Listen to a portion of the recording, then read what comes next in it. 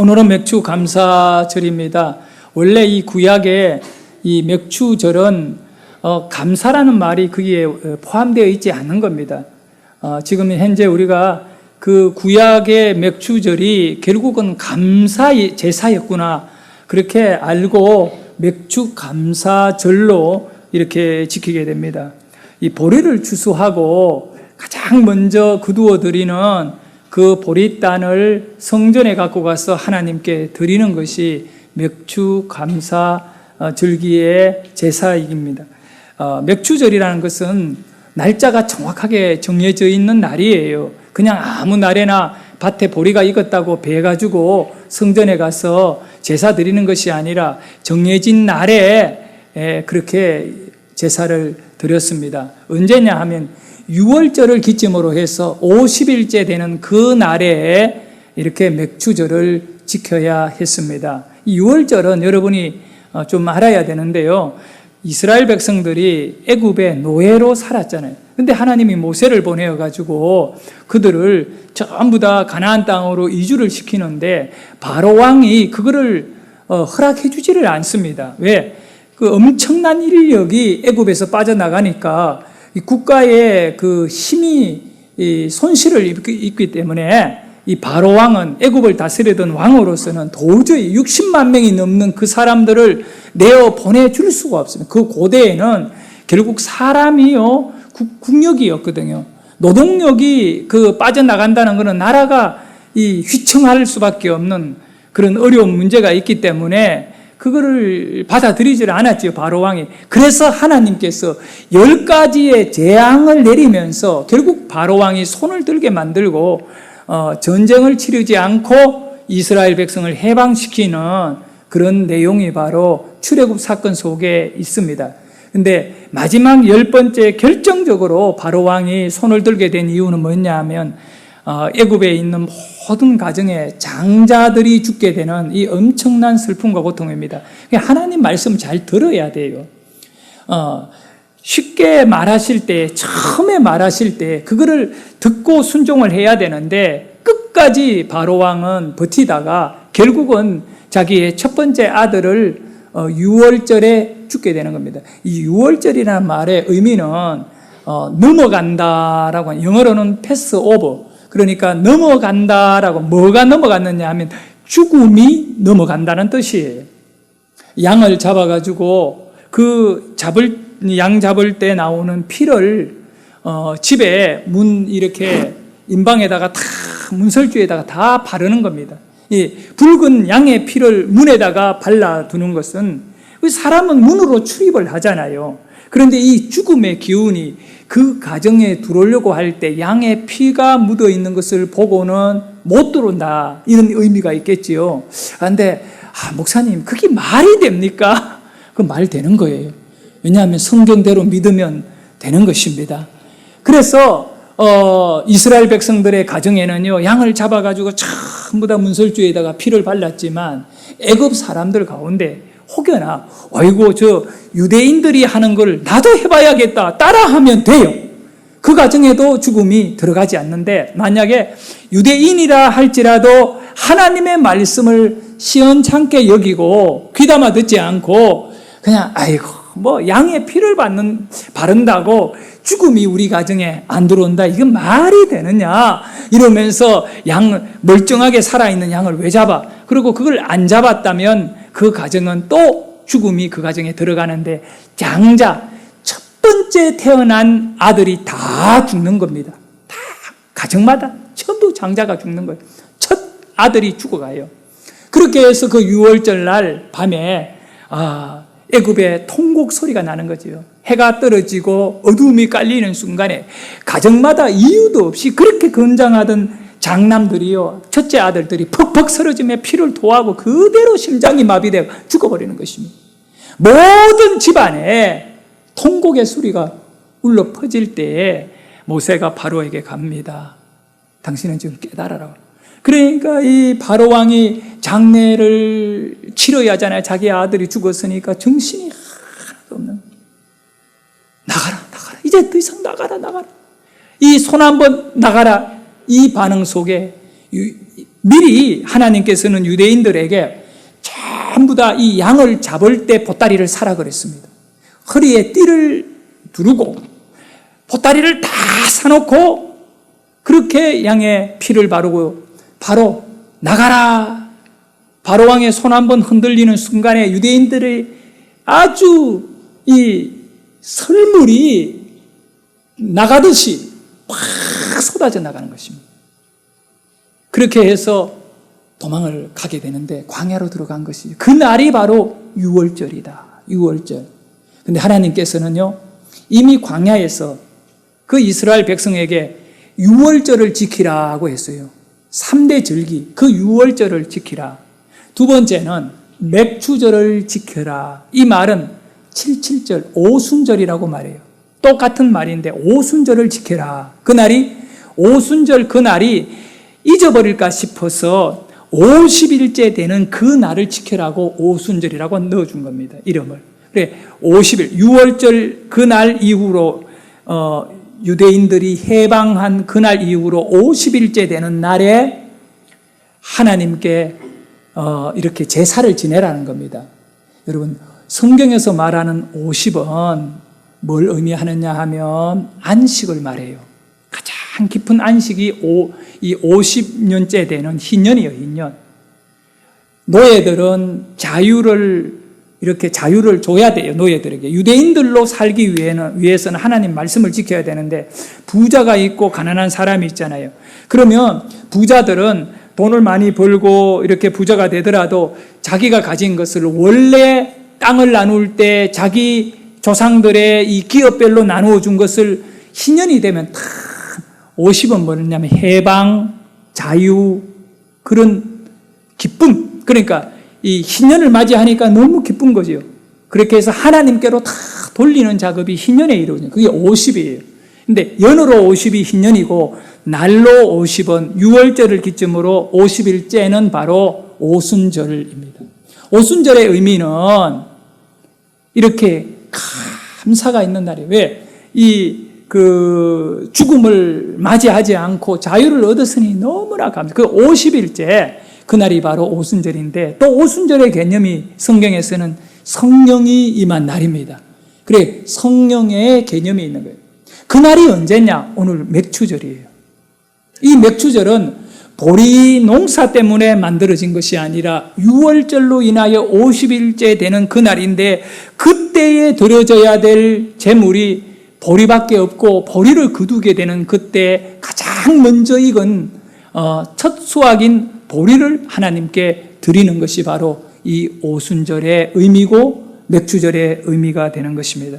여러분, 이렇게 성령이 역사하고 기쁨과 감사가 하나님께 올려지는 오늘 이 맥추절에 우리는 우리의 믿음을 다시금 하나님을 찾는 믿음으로, 그 백성들이 하나님을 찾아서 전부 성전에 가서 맥추절을 드렸듯이 여러분의 믿음이 하나님을 찾는 믿음, 하나님께 답을 얻기 위하여 인생의 문제를 가지고 하나님께로 나아가는 믿음, 그 믿음이 바로 원망의 믿음이 아니라 감사로 나아가는, 감사함으로 그 문에 들어가고 찬양함으로 그의 궁전에 이르러 그를 기뻐하며 감사할지어다. 그래, 하나님을 기뻐하면서 하나님을 찾는 성도가 되어야 됩니다.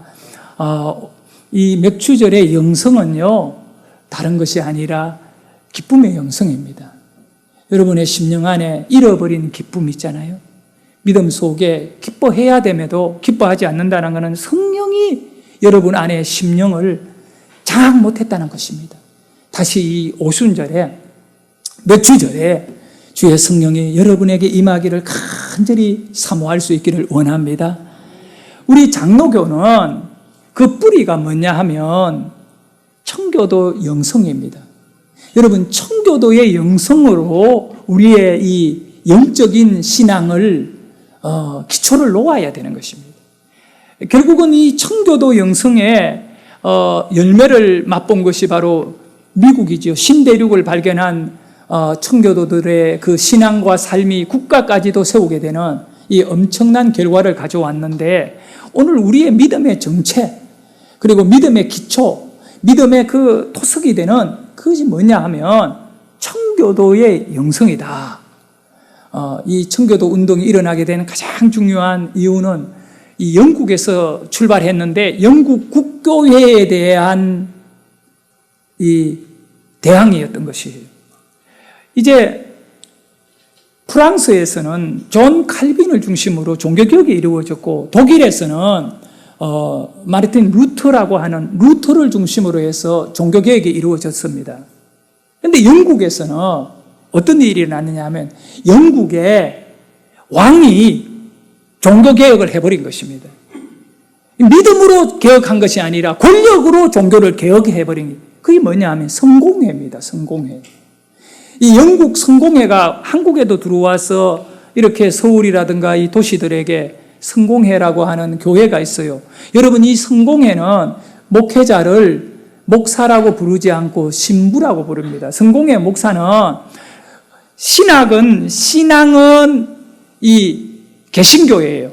그러나 행정의 체계는 그대로 가톨릭과 똑같은 모양을 갖고 있어요. 가톨릭에는 로마의 교황이 수장입니다. 영국 성공회 진짜 수장이 누구냐 하면 영국의 왕이에요. 왕. 우리가 잘 아는데 영국의 그 여왕이 영국 성공회의 수장입니다. 수장.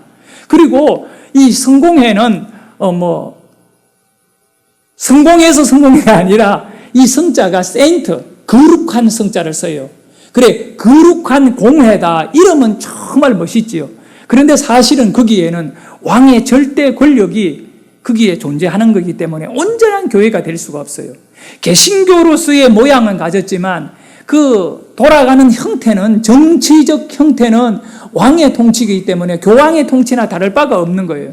그래서 영국에 믿음이 좋은 그런 백작이 있었는데 이 크롬웰이라고 하는 아주 훌륭한 분이 자기의 모든 재산과 목숨을 내어놓고 종교개혁에 선봉에 서는데 그게 뭐냐 하면 청교도 혁명이라고 합니다. 아예 영국에서는 혁명을 일으켜야만이 바꿀 수가 있는 거죠. 그래서 이 크롬웰이 이끄는 청교도 혁명 부대와 영국의 이 왕의 이런 어떤 이 세력이 부딪혀 가지고 엄청난 혼란에 빠지게 되는 거죠. 결국은 이 군대를 가지고 있는 이 영국의 국왕이 승리하게 되므로 청교도들은 영국에다가 발을 붙일 수가 없는 거예요. 그래서 쫓겨나게 되는 아일랜드로 도망가고 그 다음에 배를 타고 막 어디로 가느냐? 우리의 믿음을 온전히 우리 자손들에게까지 전해줄 수 있는 그런 신대륙에 가자. 그들이 바로 메이플라워를 타고 아메리카 대륙으로 떠난 인물들이 청교도입니다. 그리고 우리 장로교는요, 그 청교도들의 정신을 그대로 이어받은 칼빈이 그거를 신학적으로 정리를 해가지고 칼빈주의, 장로교, 우리는 두 가지의 이 종교개혁의 뿌리를 이렇게 흘러내려 받고 있는 거예요. 하나는 신학적으로는 칼빈의 개혁주의 영성을 우리가 받아들이고요. 칼빈이 갖고 있는 개혁주의 영성, 이 체계적인 정치적으로는 영국의 그 바로 장로교 체계를 우리가 받아들인 겁니다. 그래서 우리는 장로교의 교인입니다. 장로교의 교인의 핵심이 뭐냐 하면 대의 정치, 행정적으로는 대의입니다. 그건 뭘 의미하느냐면 평신도들 가운데 모두가 한자리에 모여가지고 교회 일을 의논 못하니까 장로님을 뽑아가지고 그 장로님과 함께 목회자가 이 교회를 이끌어가는 대의 정치라고 하는 것이죠. 그런데 영국 성공회는 왕이 있고 거기에 신부들이 있어서 그들이 이 왕의 말을 듣고 움직여지는 그런 교회이기 때문에 청교도들이 그걸 거부하고 그렇게 청교도 혁명을 일으켰던 거예요. 이 크롬웰이 청교도 혁명을 일으킬 때 크롬웰의 오른팔이요, 가장 정신적으로 큰 영향을 입힌 인물이 누구냐 하면 바로 존 밀톤이라고 하는 인물이 있습니다. 여러분, 존 밀톤. 이분은요, 아주 이렇게 똑똑한 인물이라고 표현하면 법학, 그 다음 문학, 그리고 신학, 이 다방면에요, 아주 탁월한 사람이었던 거예요.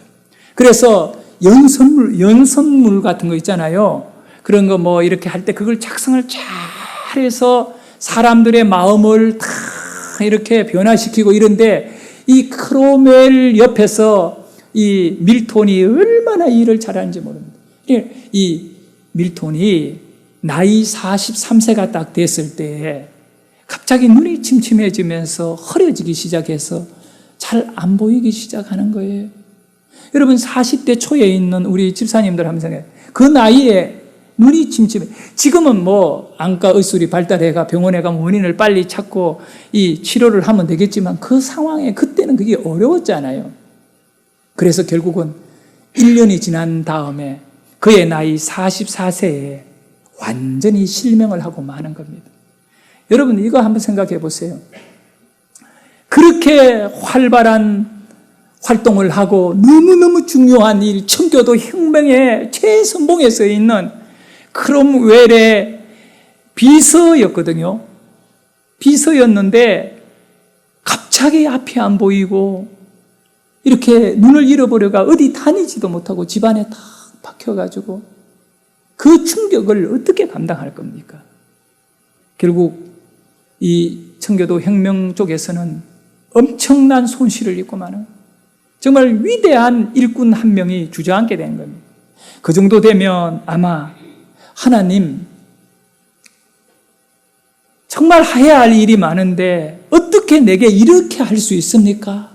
원망할 수밖에 없고 불평할 수밖에 없고, 그리고 이제 다 끝났다 패배할 수밖에 없는 그 상황이었는데, 하나님은 달랐던 거예요. 이 청교도라고 하는 이 개념은요, 정말 하나님 앞에 오직 성경과 오직 하나님이거든요.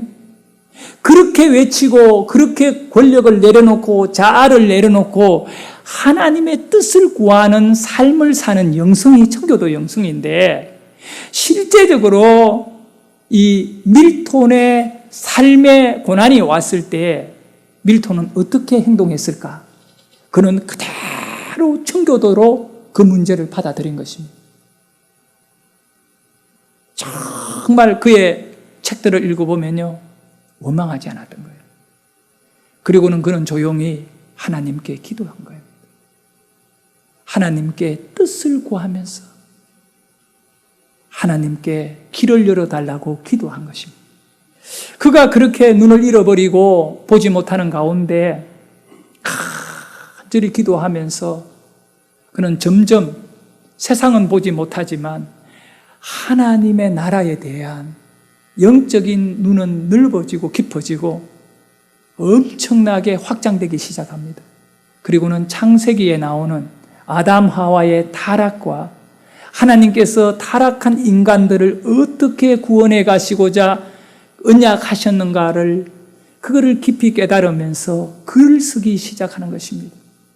자기가 나가서 사람들을 만나고 연설 못하니까 이제 글을 쓰기 시작하는 겁니다. 그것이 하나님의 뜻이라고 믿었기 때문에 그는 감사한 마음으로 글을 써 내려가다가 수년이 지나서 원고가 다 모아지게 되는 겁니다. 그리고 그것을 인쇄를 해서 세상에 출판을 했는데, 그 책 이름이 파라다이스 로스트라고 하는, 잃어버린 낙원. 이 파라다이스가 이 낙원이라는 뜻이거든요. 낙원을 잃어버린 인간이라고 하는 저 책을 쓴 겁니다. 저 책이 세상에 나오자마자 사람들의 반응은요, 이루 말할 수 없는 역사가 일어난 겁니다. 아, 밀톤 끝난 인생이야. 그렇게 화려하게 쫓아다니더니 이 성공회 쪽에서는 야, 저 봐라, 이렇게 성공회를 반대하는 자들이 얼마나 저주를 받았냐 비난했는데, 그가 몇 년 뒤에 파라다이스 로스트라고 하는 책을 딱 내놓는 순간에 완전히 역전하고 마는 것입니다.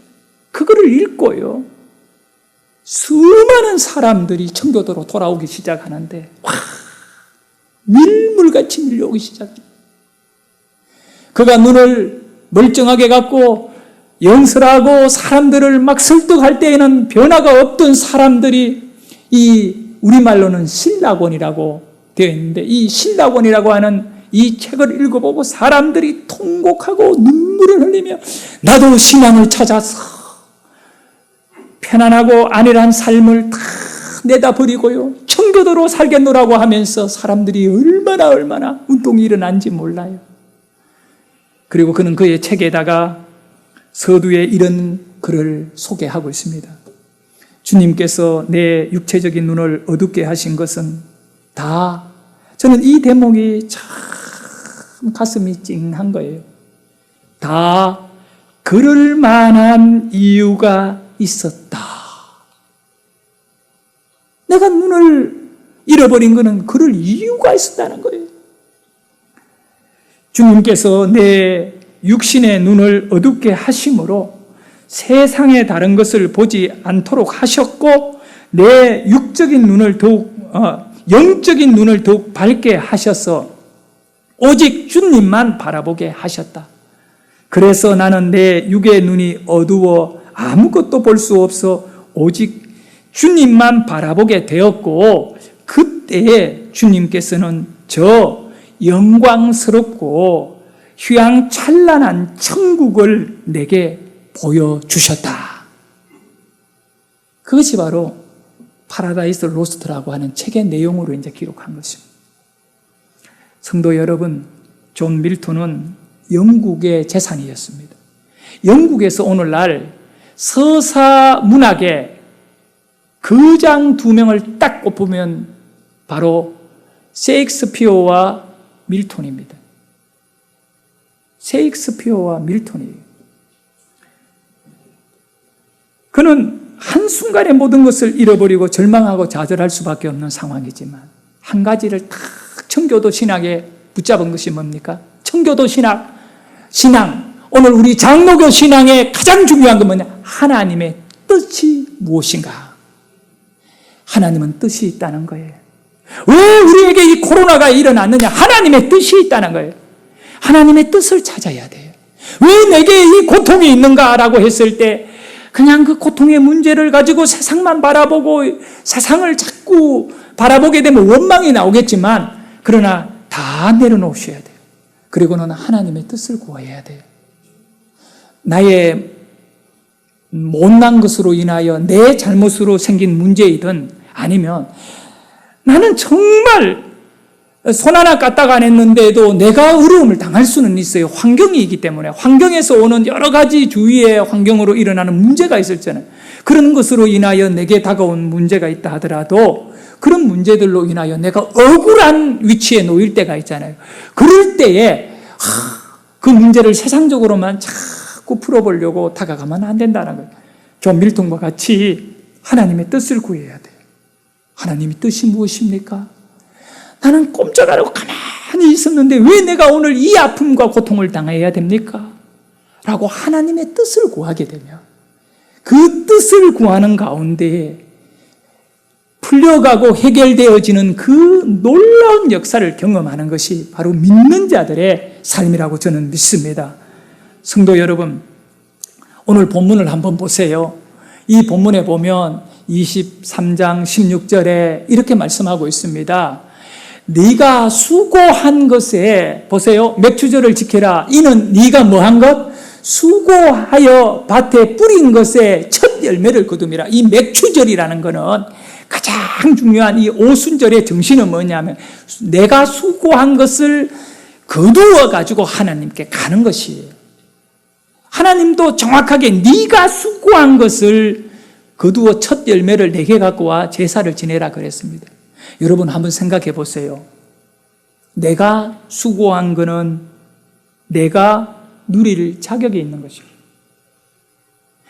이 농부들이 밭에서 열심히 보리 농사를 지었어요. 수고를 했기 때문에 하나님이 그게 열매의 결실을 주신 거거든요. 그래서 하나님은 네가 수고한 보리를 추수하여 첫 열매를 내게 가지고. 자, 우리는 일반적으로 수고한 것은 내가 누릴 자격이 있다고 생각합니다. 맞는 얘기죠. 네? 여러분이 열심히 일에 거두어들인 월급을 쓸 사람은 누굽니까? 자격은 자기 자신과 자기 가족들이에요. 네? 그래서 월급 많이 받는 사람은 그 많은 돈을 자기가 쓸 수 있고, 월급을 적게 받는 사람은 자기가 받은 적은 것만 그것을 쓸 수가 있다고요.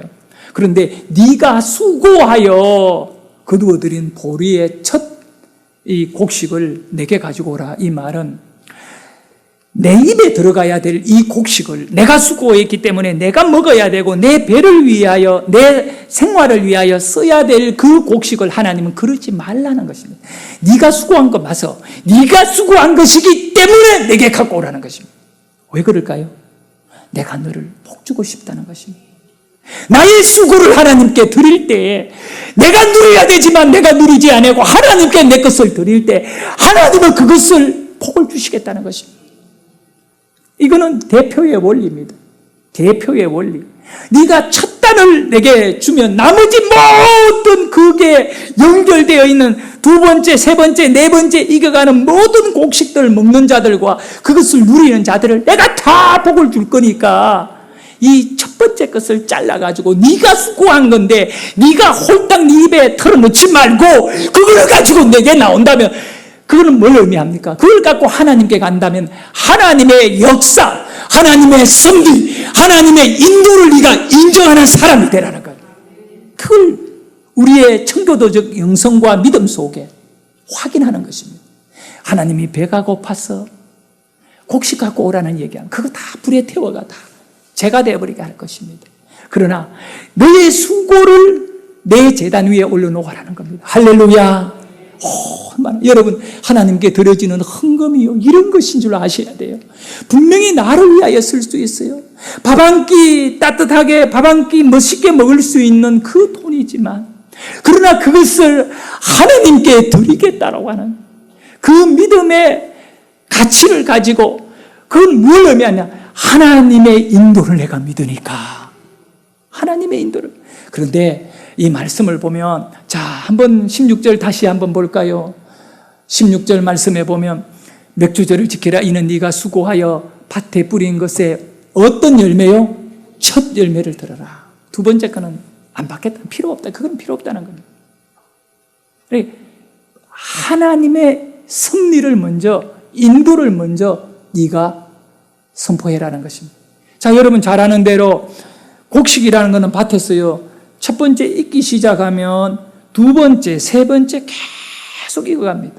그런데 두 번째 것을 거두어서 맥추절, 오순절은 안 되는 거예요. 안 돼요. 아무리 좋아도 세 번째 거는 안 된다는 거예요. 첫 번째 거. 왜 그럴까요? 대표의 원리입니다.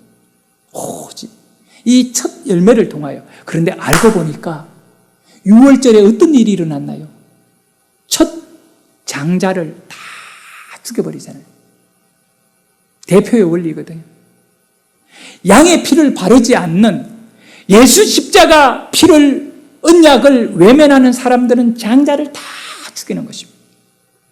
하나님은 이제 50일이 지난 이 오순절에는 첫 열매를 거두어 드림으로 6월절은 죽이는 것이었고, 6월절은 양을 죽이는 것이고, 오순절에는 이제 나의 수고를 하나님께 올려드림으로 살리는 것입니다. 성령으로 내가 살아나고 영이 살아나고 역사가 일어나는 것이죠. 이 크로멜에 대해서 내가 지난 주간에 청교도의 영성을 갖고 이 파라다이스 로스트라고 신라곤이라고 책을 쓴 그 멋있는, 그런데 제가 이분에 대하여 글을 읽으면서, 책을 읽으면서 딱 한 가지, 하나님의 뜻을 찾아가는 인생이 바로 밀톤이거든요. 이 밀톤의 인생, 그 어려운 지경에서도 하나님의 뜻을 찾을 때 그는 무너지지 않았다는 것입니다. 하나님의 뜻. 그런 가운데 내 입술에서 찬양이 하나 나오기 시작하는 거예요. 근데 토요일 날 새벽 예배 때 이 찬양을 부르기도 했어요. 찬송가 214장의 찬양인데요. 그런데 밀톤이 자기의 삶의 인생을 고백한 그 신앙이 바로 이 4절에 다 포함되어 있어요. 이 4절. 이 4절의 고백이요, 여러분의 고백이 될 수 있기를 원합니다. 앞을 못 보는 그 어려운 지경에도 그 크신 역사를 이루기 위해서 날 받아달라고 하는 밀턴이요. 네, 앞을 못 보는 그가 하나님께 하나님의 큰 청교도들의 역사를 일으키도록 나를 받아달라고 고백하잖아요. 내 주님 서신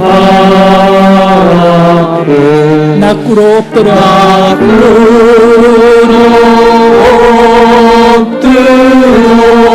엎드렸으니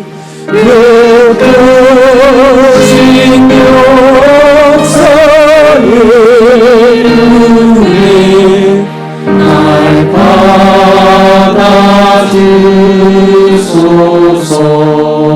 내 모습 이대로 내 모습이 앞을 못 보는 그 처량한 모습이었지만 이대로 나를 받아달라고 받아주소서.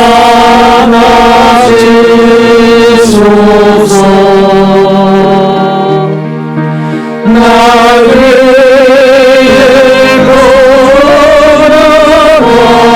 걸어가신 주 날 받아주소서.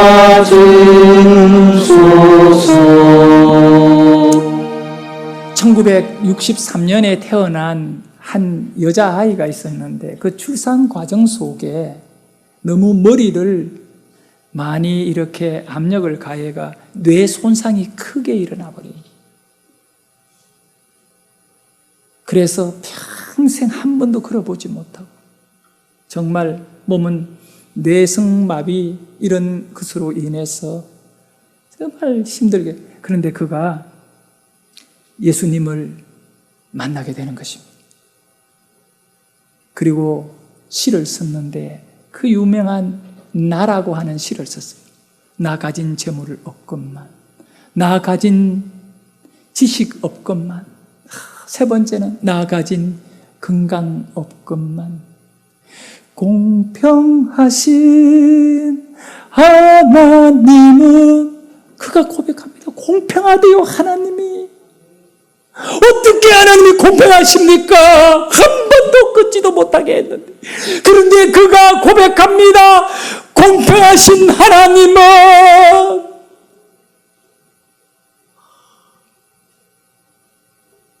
성도 여러분,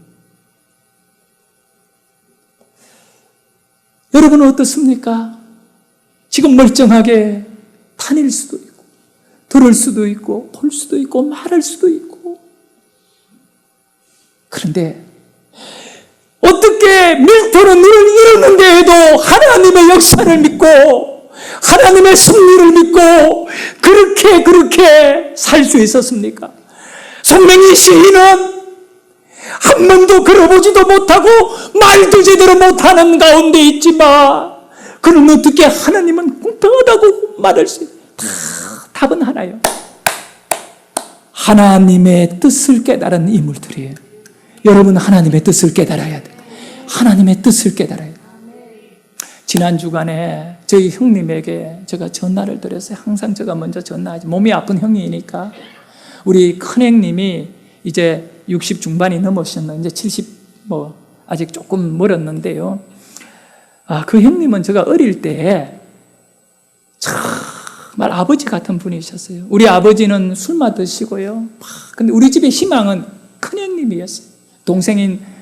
동생하고 나하고 형님만 바라보고 형님이 최고 좋았어요.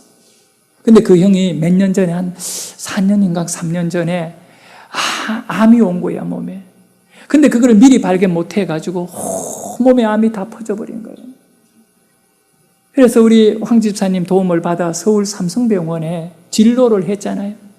근데 다행히 그 병원에서 항암 치료하고 이런데 지금까지 암과 투병하고 계셔요.